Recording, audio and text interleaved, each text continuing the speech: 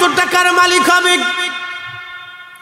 কে কতগুলি ইন্ডাস্ট্রি করবে, কে কার জায়গা কতভাবে দখল করবে বাহানা দিয়ে, এইগুলি করে করে মানুষ সম্পদের প্রতিযোগিতা করতে যায়। আল্লাহ বলেন আমি আল্লাহকে ভুলে গেল তারা।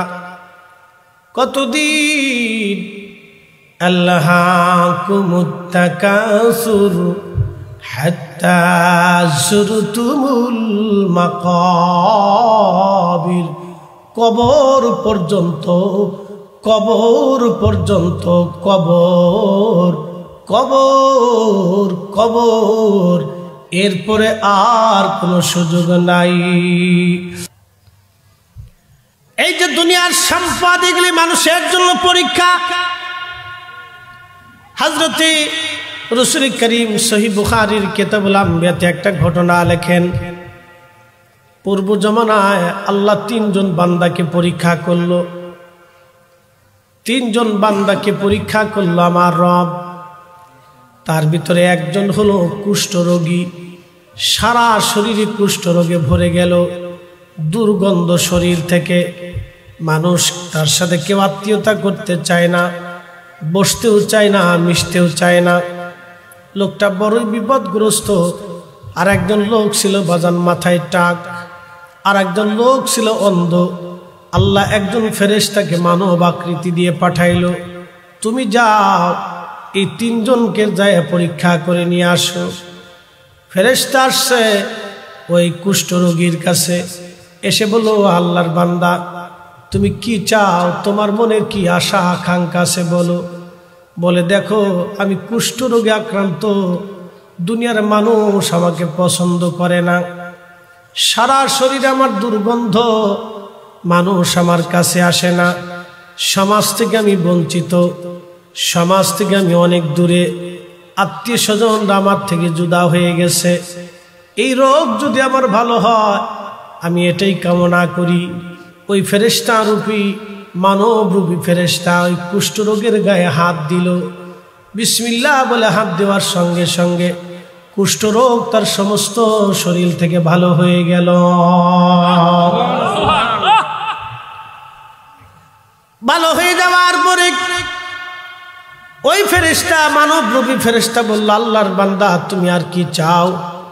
বলে দেখো আমি তো গরিব মানুষ, যদি কিছু আমার করে খাওয়ার একটা ব্যবস্থা হয় তাহলে তো আমার খুবই আনন্দের বিষয়। তখন ওই ফেরেশতা বলল ঠিক আছে, আমি তোমার জন্য একটা উট নিয়ে আসতেছি, তোমার উট হবে, উট থেকে বাচ্চা হবে, আর তোমার জন্য দোয়া করে দিয়ে যাব, আল্লাহ তোমার অনেক সম্পদের মালিক বানায় দিবে। একটা উট থেকে গিফট করে দান করে বলেন, দোয়া করে দিলেন আল্লাহ তুমি পাল তার জমি জমা সম্পদ তুমি বর্ধিত করে দাও। ওই লোকটা উটের পাল নিয়ে চলে গেল, উটটা নিয়ে চলে গেল, উট থেকে বাচ্চা হলো। মুহূর্তে কয়েক বছরের মধ্যে বহু বাচ্চা থেকে বাচ্চা হয়ে অনেক বাচ্চা হয়ে গেল, অনেক উট হলো। 10-20 বছরের মধ্যে সে বিরাট বড় ধনী হয়ে গেল। ওই ফেরেশতা চলে গেছে ওই টাকওয়ালা মানুষের কাছে, মাথায় চুল নাই, একেবারে টাক। যায় বলতেছ আল্লাহর বান্দা তোমার জীবনের কি চাওয়া কি পাওয়া বলো। বলে দেখো আমার মাথার মধ্যে একটা চুলও নাই, পুরা মাথায় আমার টাক, মানুষ আমাকে ঘৃণা করে, আমার স্ত্রী আমাকে দেখতে পারে না, আমার কাছে এটা খুব অসহ্য লাগে। আমার মাথায় যদি চুল গজায় তাহলে এটাই আমার অনেক বড় পাওয়া। মানব রূপী ফেরেশতা তার মাথার মধ্যে হাত দিল, মাথার মধ্যে হাত দেওয়ার পরে তার মাথায় চুল গজাইল। আল্লাহর নবী সহিহ বুখারীর মধ্যে লেখেন, ও আমার উম্মতেরা, তখন ওই ফেরেশতা বলল আল্লাহর বান্দা তুমি আর কি চাও। বলে আমার তো গরিব মানুষ, কিছু সহায় সম্পদ হলে তো আমার অনেক ভালো। আল্লাহর বান্দা ফেরেশতা রূপী মানব রূপী ফেরেশতা বলতেছে ঠিক আছে তোমাকে একটা গাভী দিলাম, গাভী থেকে আরো গরু হবে, বাচ্চা হবে, তোমার জন্য দোয়া করলাম। গাভীটা দিয়ে দোয়া করল আল্লাহ তার অনেক সম্পদের মালিক বানিয়ে দাও। এই সম্পদ আল্লাহর পক্ষ থেকে মানুষের জন্য পরীক্ষা। আল্লাহর কোরআন বলতেছে ওয়াতারযুকু মান তাশাউ বিগাইরি হিসাব।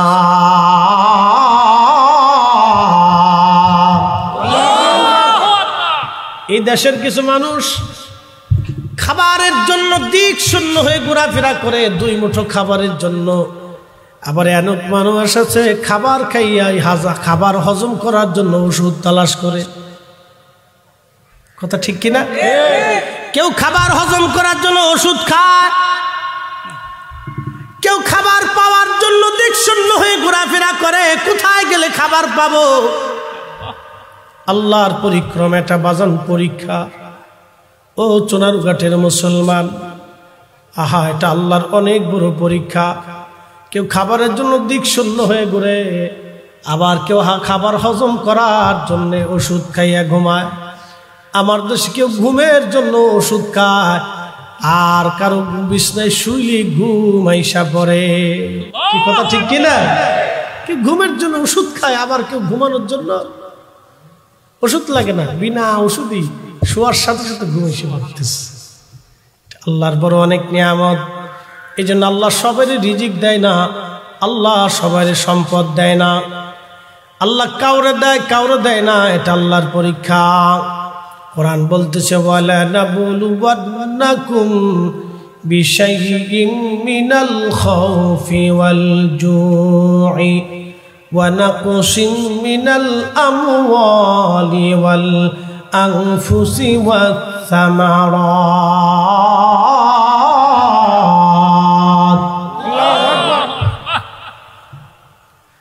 আল্লাহ বলে বান্দা তোমাকে পরীক্ষা করব আমি। কি পরীক্ষা? বলা নাবলুওয়ান্নাকুম বিশাইইম মিনাল খাউফ, তোমারে ভয় দেখাইয়া পরীক্ষা করব, তোমার জানমাল আমি কেড়ে নেব। ওয়াল জু'i ওয়া নাকসিম মিনাল আমওয়াল, তোমার মাল সম্পদ নষ্ট করব। ব্যবসার ভিতরে তোমারে লস দিব, চাকরিতে তোমাকে লস দিব, বিদেশ যাত্রায় লস হবে, বিদেশে যায় বিপদগ্রস্ত হবে। অনাবৃষ্টি অতিবৃষ্টি দিয়ে তোমার ফসল নষ্ট করে দিব, তোমার ক্ষেত কামান নষ্ট করব, উট দুম্বা ছাগলগুলি আমি মেরে ফেলবো। ওয়াল আনফুসি ওয়াস সামারাত, তোমার জীবন আমি কেড়ে নিব। তোমার চোখের সামনে থেকে তোমার সন্তানকে নিয়ে আসব, তোমার আপনজনকে নিয়ে আসব, ভাই নিয়ে আসব, মা নিয়ে আসব, এতিম বানিয়ে দিব।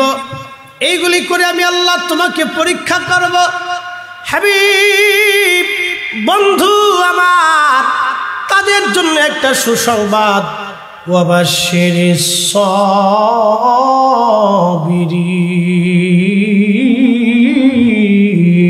সাবিরিন। আমি আল্লাহ তাদের জন্য সুসংবাদ দিয়ে রাখছি, যারা এই কঠিন সময় আল্লাহর উপরে সবর করে। আল্লাহুম্মা, দুরূদ শরীফ পড়তে গিয়ে খারাপ লাগে। দুরূদ শরীফ পড়লে জবান পাক হয়। দুরূদ শরীফ এমন একটা আমল যেটা অন্য আমলে কবুল করায়। খাবারের মধ্যে যদি সালাদ খান, শশা খান, এই শশা খাইলে খাবার হজম বাড়ায়। শশাটা হলো খাবারের হজম প্রক্রিয়া বাড়ায়। দই হলো খাবারের হজম প্রক্রিয়া বাড়ায়। দই তো নিজেও হজম হয়, অন্য খাবারকেও হজম করায়। আবার এই শশাটা নিজেও হজম হয়, অন্য খাবারকে হজম করায়।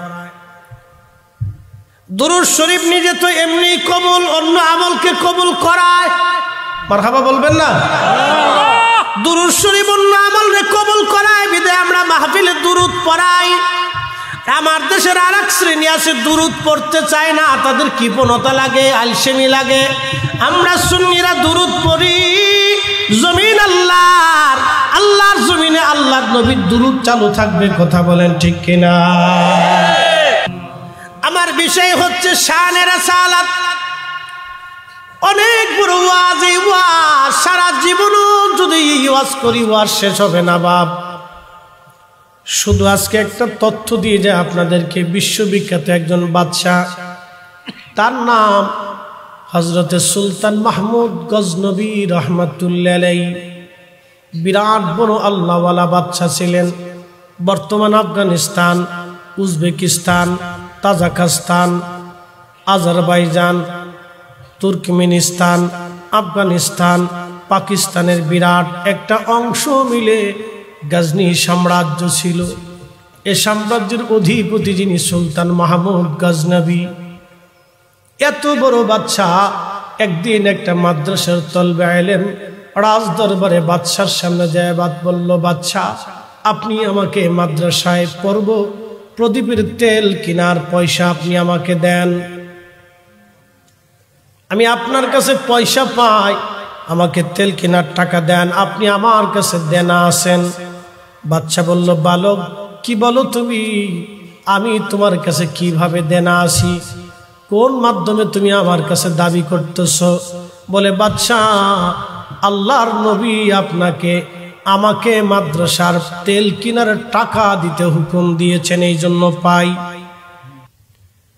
তালবে আলেম ডাক দিয়ে বলে, হুজুর গত রাত্রিবেলা আমি আমার অভাবের অভিযোগ মদিনা মনোয়ারার দিকে লাগাইলাম, একসাথে বলবেন আল্লাহু আকবার। তো মাদ্রাসার ছেলে কত বড় তলবে আলেম, আমার অভিযোগটা মদিনার নবীর কদমে জানাইলাম, আমি গরিব মানুষ। আল্লাহর নবী স্বপ্নে এসে আমাকে বললেন, তুমি যাও বাদশার দরবারে যায় সুলতান মাহমুদ গজনবীকে বলবা তোমার তেলের টাকা কেনার জন্য যেন পয়সা তোমাকে দেয়। আমি বললাম, ইয়া রাসূলুল্লাহ, আমি যদি এইভাবে বলি বাদশা বিশ্বাস করবে না, দলিল কি দিব, প্রমাণ কি দিব যে আপনি আমাকে হুকুম দিয়েছেন আপনি তাকে?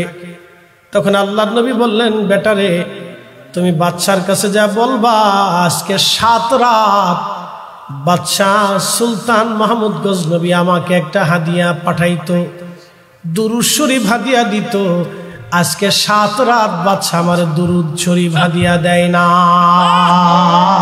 চিৎকার মেরে জোরে বলেন না ইয়া রাসূলুল্লাহ। যেই দুনিয়ার জন্য বড়াই করি, মানুষের কষ্ট দিই, যেই দুনিয়ার জন্য হারাম উপার্জন করলাম, যেই দুনিয়ার জন্য অন্য মানুষের সম্পদ কেড়ে নিলাম, যেই দুনিয়ার জন্য অন্য মানুষের মাথায় বাড়ি দিলাম, যেই দুনিয়ার জন্য অন্যের হকগুলি নষ্ট করলাম, সেই দুনিয়া আমার চিরদিন না, চিরদিন আমার আখিরাত। আল্লাহর কোরআন বলতেছে, ইয়া আইয়ুহাল্লাযীনা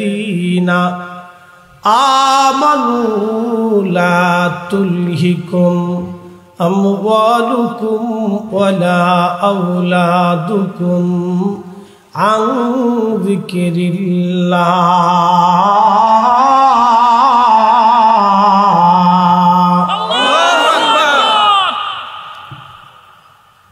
আল্লাহর কোরআন বলে, হে ঈমানদার,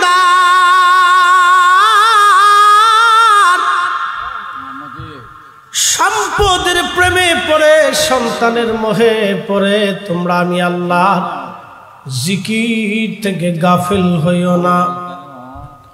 তুলহিকুম আমওয়ালুকুম ওয়ালা আওলাদুকুম আন যিকিরিল্লাহ। দুনিয়াতে মানুষ 2টা জিনিসকে বেশি ভালোবাসে, একটার নাম সম্পদ আর একটার নাম সন্তান। একটার নাম সম্পদ আর একটার নাম সন্তান। এই 2টা জিনিসকে মানুষ বেশি ভালোবাসে। এই সম্পদের প্রতিযোগিতা করতে যায় মানুষ আল্লাহকে ভুলে যায়। আল্লাহর নবী একদিন সাহাবীদেরকে বলেন, সাহাবীরা রে, তোমরা শোনো, তোমরা শিরিক করবা আমি নবী ভয় পাই না, কিন্তু আমি একটা জিনিস ভয় পাই, দুনিয়ার সম্পদ টাকা পয়সা হওয়ার পরে তোমরা আমি আল্লাহ এবং আমি নবীকে ভুলে যাবা, তোমরা আল্লাহ এবং নবী থেকে জুদা হয়ে যাবা। আমার দেশের কোটি কোটি টাকার মালিক যারা, বড় বড় ইন্ডাস্ট্রি গ্রুপের মালিক যারা, তাদের ছেলেরা কোনোদিন মাহফিলে বসেও না, মাহফিল দেয়ও না, মাহফিলে আসেও না। কি কথা কন ঠিক কিনা? আসে না, মাহফিলে বসেও না, আসেও না, দেয়ও না, অর্থ করে খরচ করে না। তাদের টাকা খরচা করার জায়গা বলে তারা খুঁজে পায় না। কনসার্ট মার্সার্ট, বার মার, নাটক, সিনেমা, বিদেশ ঘোরা আর মদের কারবার, হাউস কাউস, তো এখানে ঘুরে ঘুরে বেড়ায়। মুসলমান, কথাগুলি ভুলে পীরের গাঁওর বাবাজিরা, চুনারুঘাটের মুসলমান কথাগুলি বুঝে যাবেন। তারা পয়সা খরচ করার জায়গা খুঁজে পায় না, অথচ আমার দেশের কত মা টাকার অভাবে ওষুধ কিনতে পারে না। আমার দেশের কত বাবা টাকার অভাবে ওষুধ অপারেশন করতে পারে না, দুঃখে দুঃখে মরে যায়। ওরা যদি ঢাকায় বসে না থেকে আমার দেশের গ্রামগঞ্জে খোঁজ নিয়া গরিব মানুষের চিকিৎসা করে দিত, আর গরিব মানুষের হক যদি ওরা আদায় করত, তাহলে ওদের দুনিয়ার চেয়ারের দরকার হতো না, মানুষের অন্তরের চেয়ারে তারা জায়গা পেয়ে যাইত, দোয়া নিয়ে কবরে যাইত। কথা কোন ঠিক কিনা? ও তা করবে না, ও তাতে রাজি নেই। দুনিয়া থেকে তারা আল্লাহ থেকে কতটাই জুদা, আল্লাহর কোরআন এইভাবে বলতেছে, আল্লাহাকুমুত তাকাসুর হাত্তা যুরতুমুল মাকাবির। কোরআন বলতেছে, হুজুর আমি আপনাকে পাঠিয়েছি, কি জন্য পাঠাইলাম? এই জন্য পাঠাইছি আমার আয়াত সমূহ, আমি আল্লাহর কালাম কথা সমূহ আপনি উম্মতের মাঝে তেলাওয়াত করে করে করে করে শোনাবেন, উম্মতকে শিখাবেন। ওয়ায়ুযাক্কিকুম, আর উম্মতকে আপনি পবিত্র বানাবেন, পাক বানাবেন। উম্মত পবিত্র করার জন্য আপনাকে পাঠিয়েছি। এখন আপনারা বলেন, এই উম্মতকে পবিত্র বানানোর জন্য যে আল্লাহ পাঠাইলো নবীকে, এটার নাম পানি। এর ভিতরে যদি এক ফোঁটা পেশাব আপনি দেন, পানিটা নাপাক হবে। এই পানি দিয়ে আপনি ওযু করেন, ওযু হবে না, পান করলে হারাম হবে, কারণ এটার ভিতরে নাপাক মিশ্রিত হয়ে গেছে। মনোযোগ দিন চুনারুঘাটের মুসলমান, এই পানিটা নিজে পবিত্র, এই জন্য সে মানুষকে পবিত্র বানায়। আল্লাহ পাক কর্তৃক আমার নবী পবিত্র, সেই জন্য নবী উম্মত পবিত্র করার জন্য আল্লাহ নবীরে পাঠাইছে। কি কথা কোন ঠিক কিনা? এই জন্য আমরা সুন্নিরা নবীরে পাক বলি। আমার দেশে যারা বুকে হাত বেঁধে নামাজ পড়ে, ওরা বলে নবী পাক হতে পারে না, ওরা শুধু বলে আল্লাহ পাক, নবী পাক না। আর আল্লাহর কোরআন বলতেছে, হাবিব আপনি তো নিজে পাক, আপনি উম্মতকে পাক বানানোর জন্য আপনারে পাঠাইছি। যারা নবীকে আইব মুক্ত মনে করে না, দোষ ত্রুটি মুক্ত মনে করে না, হাজার বছর ইবাদত হলে, নামাজ হলেও আল্লাহর জান্নাত নসিব হবে না। তাহলে বেদাতি আমরা না হেরা? যারা রসুলের শানকে ছোট করে দেখে, ওরাই হলো বেদাতি। কথা কোন ঠিক কিনা? ও মুসলমান, এরপরে আমি এই যাক্কিকুমের ব্যাখ্যা করতে গেলে সারা রাত চলে যাবে। নবীর সাহাবী, নবীর খাদেমা ছিলেন, নবীর দাসী ছিলেন উম্মে আইমান। নাস্তিকরা বলে উম্মে আইমান ছিল নবীর দাসী। নবী দাসীদের সাথে মিলন করত, কাম পিপাসা নিবারণ করত। চিৎকার মেরে জোরে বলেন নাউজুবিল্লাহ। আল্লাহর নবীর দাসীর নাম ছিল উম্মে আইমান। নবী বলতেন উম্মি বাদা উম্মি, ও উম্মে আইমান আপনি মায়ের পরে আমার আরেকজন মা। নবী দাসীকে মায়ের নজরে দেখতেন, মায়ের মতো ব্যবহার করতেন, মায়ের মতো আচরণ করতেন। ওই নাস্তিক যারা বলে রাসূলুল্লাহ দাসীদের সাথে মিলন করত, আল্লাহু আকবার, ওই নাস্তিকরাই তাদের জন্মের ভিতরে ভেজাল আছে। ওদের জন্ম পার্কের বেঞ্চে, ঝোরে জঙ্গলে, আতারে পাতারে, শিয়াল কুত্তার যেইভাবে জন্ম হয়, ওদের জন্মটা ওই রকমই হয়ে গেছে। কথা ক্লিয়ার না ভেজাল আছে? হ্যাঁ জোরে বলেন, ক্লিয়ার না ভেজাল আছে? একবারে পরিষ্কার। এই কথা সারা জীবন মনে রাখবেন। তো নবীর শান, এটা তো বলে শেষ করার মতো কোনো সুযোগ নাই। এই জন্য এই বিষয়ের উপরে আমি আর বেশি বলবো না, সামান্য কোরআন থেকে আর নবীর চরিত্র থেকে বুঝাই দিয়ে যাই। তো উম্মে আইমান ছিল নবী করিমের দাসী, মায়ের নজরে দেখতেন। আহা কত সুন্দর ছিল। আল্লাহর নবী একদিন পেশাব মোবারক করলেন, ঘটির মধ্যে রেখে দিয়ে বললেন উম্মে আইমান, মা জননী আপনি পেশাব এই ঘটির মধ্যে যা আছে ফেলে দিয়েন। তো রাত্রিবেলা, গভীর রাত্রি উম্মে আইমানের ঘুম ভাঙছে। আল্লাহর নবী যেই ঘরে থাকতেন, উম্মে আইমানও সেই ঘরে থাকতেন, কারণ মা ছেলের সম্পর্ক ছিল। একই ঘরের মধ্যে দুইজনে থাকতেন। খুব মনোযোগ দিয়ে আম্মাজান হযরত উম্মে আইমান রাদিয়াল্লাহু আনহা, তিনি ঘুম থেকে উঠে ওই ঘটির মধ্যে যে পেশাব ছিল, এই পেশাব উনি মুখে লাগায় পান করে ফেললেন। দেখেন মানুষের পেশাব কিন্তু লোনা, মানুষের পেশাব যত টাইম যায় তত গন্ধ ছড়ায়, ঠিক কিনা? মানুষের পেশাব কিন্তু লোনা, যত টাইম যায় তত গন্ধ ছড়ায়। কিন্তু উম্মে ঈমান যে পেশাব পান করলেন, ওনার মুখে লুনা লাগার কথা ছিল, গন্ধ আসার কথা ছিল, উনি পেশাব পান করলেন, লুনাও লাগলো না, গন্ধও লাগলো না। আমরাও পানি খাই, আমাদের পেশাব লুনা হলো। বাংলাদেশের যত বড় হুজুর হোক না কেন, যত বড় মুফতি হোক না কেন, মক্কা মদিনার ইমাম হোক না কেন, পেশাব কিন্তু লুনা, আর পেশাবে কিন্তু দুর্গন্ধ। আমার নবীর পেশাব লুনাও না, দুর্গন্ধও না, অ্যাসিডও না। নবীর পেশাব আর আমাদের পেশাব এক না। পেশাবই যদি এক না হয় তাহলে নবী এক হইল কেমনে? ও বলদা, তোমারে বুঝাবো কেমনে রে ভাই? তোমারে বুঝানোর মতো ক্ষমতা আমার নাই, হেদায়েতের মালিক আল্লাহ ছাড়া আর কেউ না। পিরিতি আর মুরিদি জোর করে হয় না, পিরিতি আর মুরিদি জোর করে হয় না। নবীর ইশক আমি জোর করে বুঝাইতে পারতাম না। নবীর শান জোর করে বোঝানো যায় না, কারো কলিজার ভিতরে যদি না আসে। কথা ঠিক কিনা ভাই? কলিজাতে আসতে হবে। আল্লাহর নবী বলেন, মা জননী, ঘটির মধ্যে পেশাব ছিল, কি করছেন? বলে, খেয়ে ফেলছি।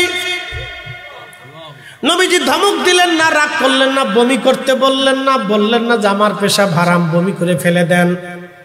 বরং আল্লাহর নবী বলেন, মা জননী, শুনে রাখেন, আপনি আমার পেশাব পান করেছেন, আপনার পেটে কোনোদিন পীড়া হবে না। আর আপনার গর্ভ থেকে যদি সন্তান কোনোদিন আসে, সারা জীবন কিয়ামত পর্যন্ত বংশ পরস্পরের সন্তান আসবে, ওই সন্তানের ভিতর থেকে সুগন্ধ আসবে, দুর্গন্ধ আসবে না। চিৎকার মেরে বলেন আল্লাহু আকবার। নবীর শান বুঝানোর মতো যোগ্যতা আমার নাই। তফসির করতে যে আপনাদেরকে এই পর্যন্ত নিয়ে গেলাম, এই তফসির যদি করতে যাই তো সারা রাত চলে যাবে।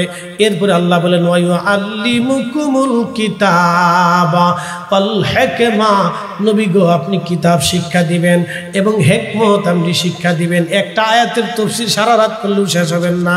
ওয়ায়ুআল্লিমুকুমুল কিতাবা ওয়াল হিকমা, আপনি কিতাব শিখাবেন, হিকমত শিখাবেন, আর একটা জিনিস শিখাবেন, ওয়ায়ুআল্লিমুকুম মা লাম তাকুনু তা'লামুন। উম্মত যেটা জানে না, আপনি উম্মতকে সেই বিদ্যা শিখাবেন। উম্মত জানতো না পেশাব করার পরে ডিলাকুলুপ ব্যবহার করতে হয়, উম্মতকে নবী শিখাইলেন। উম্মত জানতো না ডান হাত দিয়ে খাবার খাইলে স্বাস্থ্য ভালো হয়, উম্মতকে ডান হাত দিয়ে খাবার শিখাইলেন।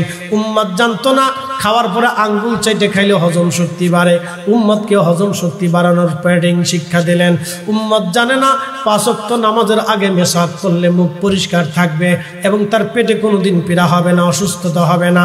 উম্মতকে প্রত্যেক ওয়াক্ত নামাজের আগে মেসাক শিখাইলেন। উম্মত জানে না ঘুম থেকে উঠার পরে আগে কবজি পর্যন্ত হাত ধুইতে হবে, ওযু করতে হবে, পাক সাফ হইতে হবে। উম্মত জানে না ডিলাকুলুপ ব্যবহার করা লাগবে, উম্মত জানতো না, উম্মতকে নবীজি শিখাইলেন। উম্মত জানতো না কিভাবে নামাজ পড়তে হবে, নবী শিখাইলেন। উম্মত জানতো না বিয়ে শাদীর মধ্যে সুন্নত আছে, সেই সুন্নত নবী শিখাইলেন। 1400 বছর আগে নবী বিয়ে করলেন, বিয়ে করাইলেন।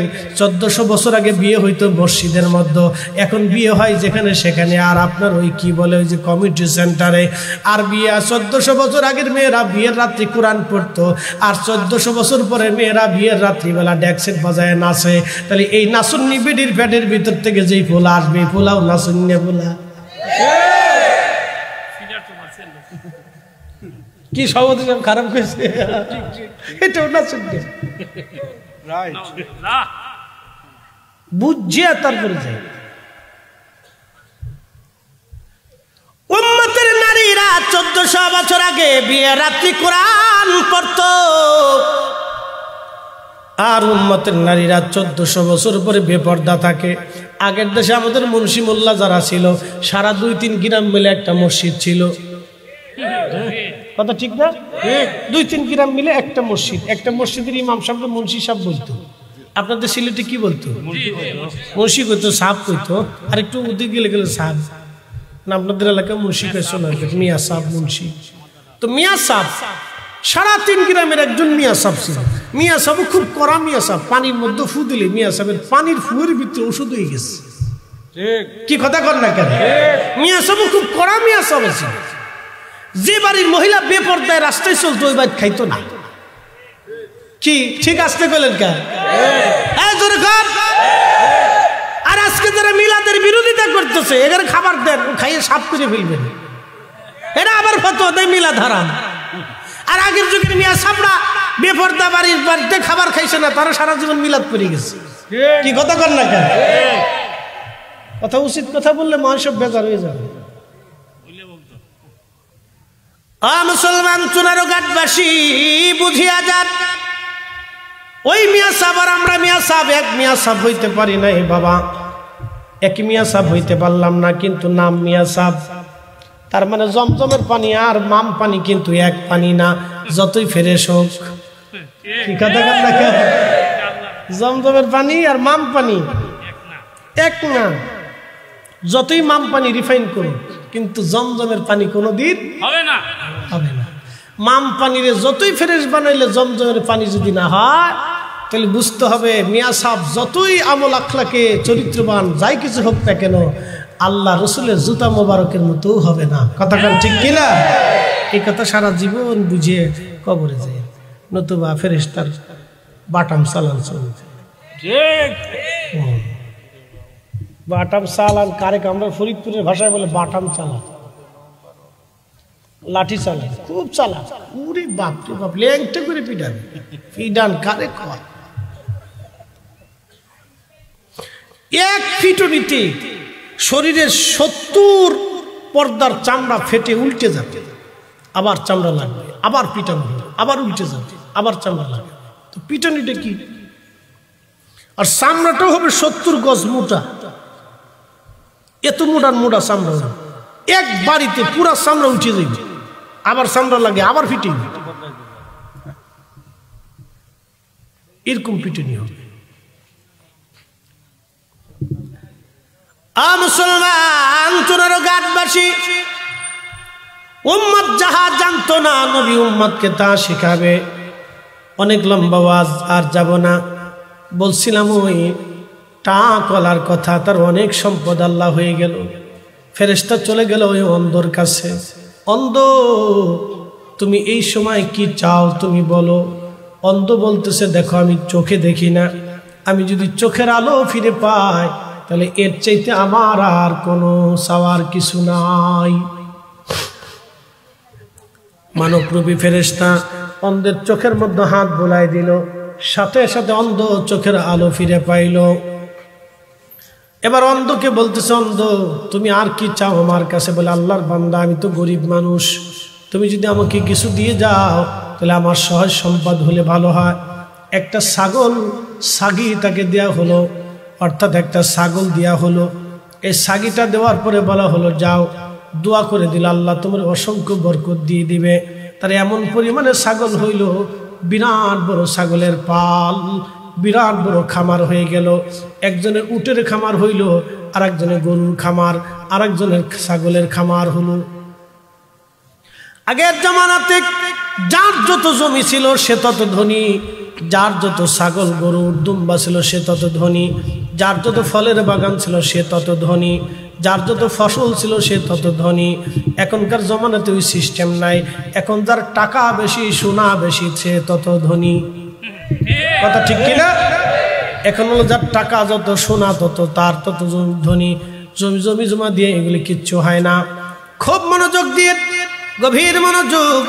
আল্লাহর এই বান্দাগুলি 3 জন বহুদিন চলে গেল।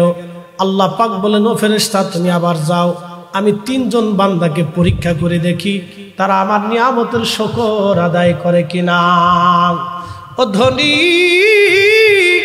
ও পয়সাওয়ালা, আল্লাহ তোমাকে পরীক্ষা করার জন্য ধনী বানাইছে। আল্লাহ আমাকে পরীক্ষা করার জন্য কণ্ঠ দিয়েছে।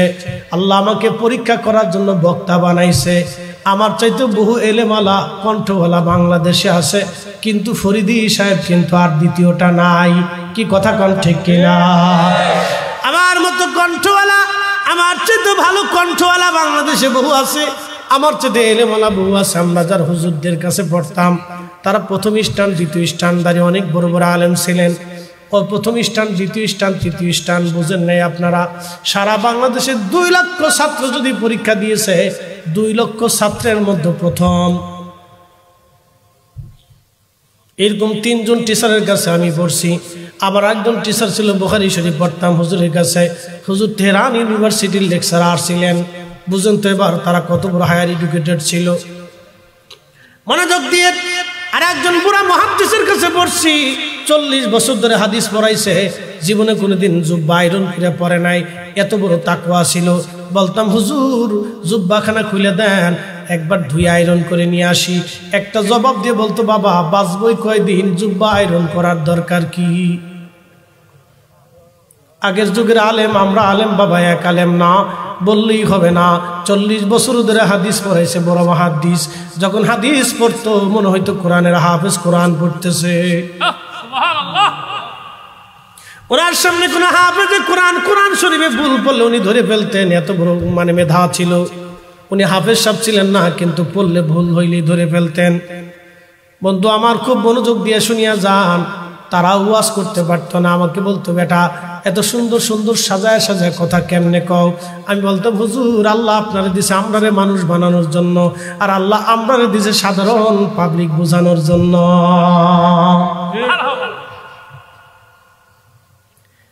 আল্লাহ যারে যেইখানে সেইখানে আল্লাহ মঞ্জুর করে। কথা কোন ঠিক কিনা?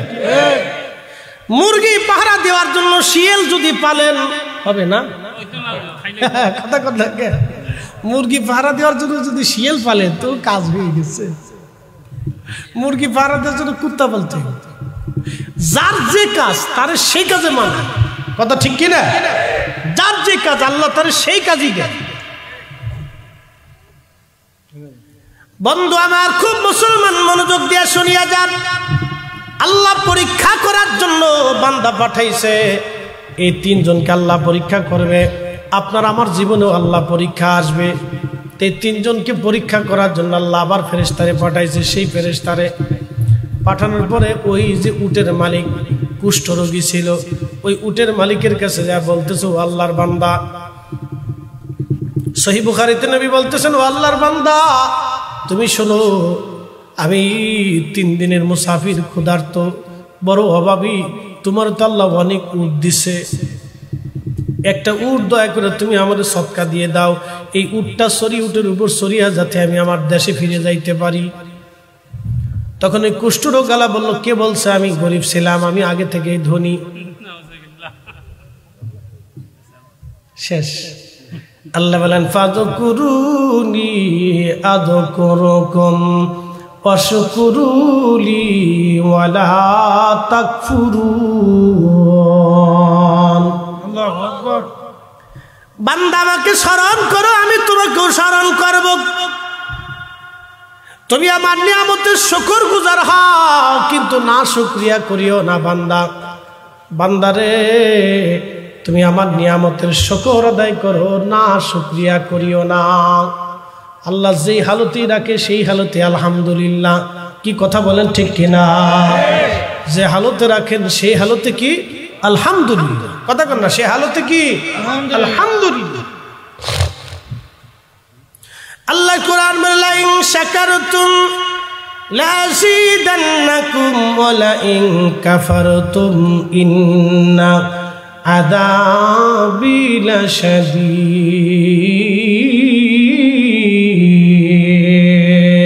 আল্লাহু আকবার। বান্দারে তোমাকে নিয়ামত দিয়েছি, নিয়ামতের কৃতজ্ঞতা আদায় করো।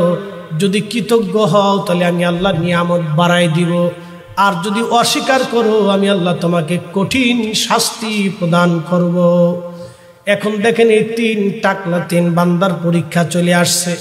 মুসাফির বেশি, ওই ফেরেশতা ডাক দেখে, আল্লাহর বান্দারে একটা উট তুমি আমারে দিয়ে দাও, আমি যাতে দেশে ফিরে যাইতে পারি। একটা উট দান করো আমারে, একটা উট তুমি দান করে দাও। সম্পদ আল্লাহ দিল, সে অস্বীকার করে বলল, না আমি আগে থেকেই ধনী, তোমার দেওয়া যাবে না, তুমি চলে যাও। তখন ওই ফেরেশতা সে আগের যেই মানুষের রূপ ধরছিল, ধৈর্য তার জন্য কুষ্ঠরোগ ভালো করছিল, দোয়া করছিল, আর একটা উট দিয়ে দোয়া করে দিয়ে গেছিল, সেই সুরত ফিরাইয়া ডাক দিয়ে বলো, ও আল্লাহর বান্দা, তুমি আমার কি চিনছো? আমি সেই আল্লাহর বান্দা, সেই ফেরেশতা যে তুমি কুষ্ঠরোগী ছিলা, তোমার গায়ে হাত বুলাই দিয়েছিলাম, তোমার রোগ ভালো হয়ে গেছিল, তুমি অত্যন্ত হীন এবং দরিদ্র ছিলা, আমি একটা উট তোমারে দিছিলাম, দোয়া করে গেছিলাম, সেই উট থেকে তুমি আজকে বিরাট বড় উটের খামার হয়ে গেছে, কোটি কোটি টাকার মালিক আজকে হইছ। আজকে একটা উট আমি দান চাইলাম, তুমি দেও নাই, যাও আমি আবার বদদোয়া করে দিলাম তোমার যেন আল্লাহ কুষ্ঠরোগী আবার বানায় দেয় এবং সমস্ত সম্পদ তোমার থেকে ছিনাইয়া যেন আবার আল্লাহ তোমার গরিব বানাইয়া দেয়। আবার কুষ্ঠরোগ হয়ে গেল, ধীরে ধীরে লোকটা গরিব হয়ে গেল। অশুকরিয়া করার কারণে আল্লাহ তারে এইভাবে শাস্তি দিছে। কি কথা কোন ঠিক কিনা? কৃতজ্ঞ হতে হবে, কৃতজ্ঞ না হলেই বিপদ। কৃতজ্ঞতা স্বীকার করতেই হবে আপনাকে। আপনি যেই হন না কেন আল্লাহর প্রতি আপনার কৃতজ্ঞ হতে হবে। আল্লাহ তুমি আমার দিচ্ছ, তোমারই দান এটা। আল্লাহর প্রতি নিজেকে সবসময় কৃতজ্ঞ হতে হবে। আল্লাহ বলছেন আনিশকুরলি, তোমরা আমার শুকর করো, আমার প্রতি কৃতজ্ঞ হও। ওয়ালি ওয়ালি দায়িক, আমার পরে তুমি আরো দুইজনের প্রতি কৃতজ্ঞ হবে, সেটা তোমার বাবা মা। এদেশের বহু ছেলে মাকে গালি দেয়, বহু ছেলে বাবাকে গলা ধাক্কা দেয়, মারতে যায়। আপনাদের সমাজে কোনো ছেলে যদি বাবাকে মারতে দেয়, ওকে জুতা দিয়ে বাইরে গ্রাম থেকে তাড়াই দেয়। এই আসতে বলেন কেন, জোরে বলেন। ওকে কায়দা মতো জুতা দিয়ে গ্রামের সবাই পিটাবে, একটাকে পিটাই দিলে গ্রাম ঠান্ডা। আর কোন ছেলে বাবা মার প্রতি অবিচার জুলুম করতে যাবে, একটাকে জুতা দিয়ে কায়দা মতো পিটাবে, কায়দা মতো পয়সা পিটাবে, কোনো কথা নেই। পুলিশে মামলা নিত না, ফিটে সামনে উঠে যাবে।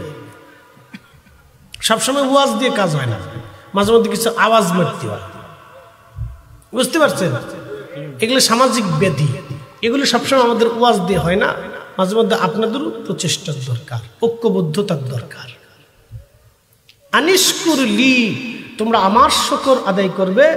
ওয়ালি ওয়ালি দায়িক, আমার পরে তোমার পিতা মাতার প্রতি তুমি কৃতজ্ঞ হবে। আল্লাহু আকবার। আল্লাহর ভাষা কত সুন্দর, আল্লাহর আইন কত সুন্দর, আল্লাহর বিধান কত সুন্দর। The Quran complete code of life, পরিপূর্ণ জীবন ব্যবস্থার একটা সংবিধান আল্লাহর কোরআন এবং রাসূলের সুন্নাত।